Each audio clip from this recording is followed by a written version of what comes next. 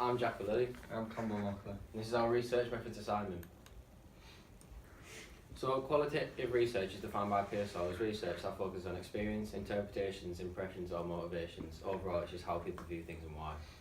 Overall, qualitative research is opinion-based research, so it can come from group discussions, interviews, podcasts and newspapers. And it is usually used to develop new theories because you can gather more information from what people think of things and why.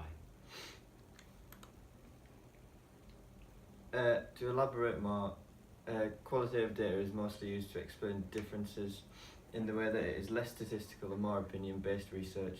So, however, this could be contrasted and said that sometimes it's unreliable to use qualitative research over quantitative. Qualitative research explains differences between things because it finds people's opinions on things, why they think this. So it essentially delves deeper into the reason behind data. Quantitative research is research that focuses on measuring and counting facts and the relationships among variables, and that seeks to describe observations through statistical analysis of data, and that was defined by Pearsall in 2004. Simplified, quantitative research is just statistical data and numerical data or string data, things such as age, gender or amounts of things. Quantitative research is usually based upon past theories and hypotheses. Quantitative research is used to establish data, meaning that it explains previously existing hypotheses by using cementing facts into it.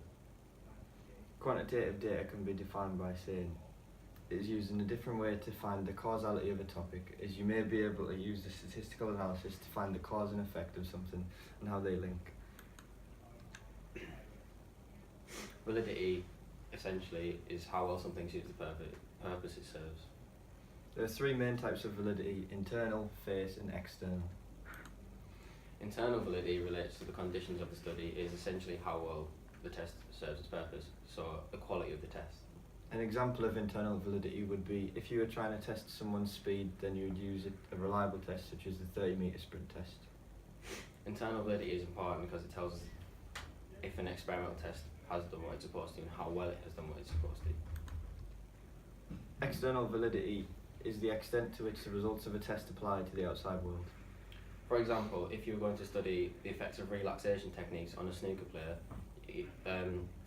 this may have a high external validity because these relaxation techniques may work outside of the sport when he feels stressful situations in his real life. When testing, external validity is important as it states whether the result is valid in a non-test setting. Phase validity is simply if a test suits the purpose it's supposed to serve. An example of phase validity is when testing someone's power, you will need to use you can use a vertical jump test as it has a high phase validity. Overall, phase validity is important because it essentially tells us if a test has actually worked. Reliability is the study of error or score variance over two or more testing occasions. To summarise, reliability is concerned with the consistency of a test, so how well it works over the multiple times you've used it. An example of a reliable test in sport would be sit and reach test for flexibility, as it's reliable because it is testing what it says it will test. However, an example of an unreliable test within sport would be the testing a 100-metre race with a basic stopwatch, as there's a lot of room for human error. Accuracy is simply the quality of the result. For example, accuracy in sports science could be when carrying out a test, using a lab test as there is less room for error and it cancels out human errors. It is important to consider the accuracy of results because you can tell if a test can be used again. Because if it is not accurate, it's not a reliable test. Precision is the quality, condition or fact of being exact and accurate. Precision is important within sport because it links to the reliability, as if a test is not precise, it is not reliable. Lack of precision can lead to incorrect readings while testing, which therefore makes the test unreliable. An example of precision within sport would be a footballer taking several shots and hitting the same point in the goal every time. This is precise shooting, as the same spot is being hit every time without fail. As shown by the diagram, low accuracy and low precision is where the target is not hit every single time, and the precision shows that the results are very varied. An example of low accuracy, low precision in sport could be a darts player aiming for the bullseye, but they could miss the bullseye every time and hit several different areas from what they're aiming. It is important to consider if a test has these characteristics because it should not be used. For example, if you were doing someone's pulse manually, you could have a low accuracy and low precision because there's a lot of room for human error. As shown in the diagram, low accuracy, high precision is when the target is missed, however the shots are very precise. An example in sport would be a player practicing penalties and they may not hit the target intended, but they may hit the same place consistently. When testing it is important to check for low accuracy, high precision. This would normally be because of testing incorrectly or something within the test was incorrect or out of place. As shown in the diagram, high accuracy, low precision is when the target is getting close to hit, but once again the results are very varied. An example in sport of high accuracy, low precision would be in archery when a performer is aiming for the middle point to score maximum points but is hitting 9s and 8s, which would still be very accurate.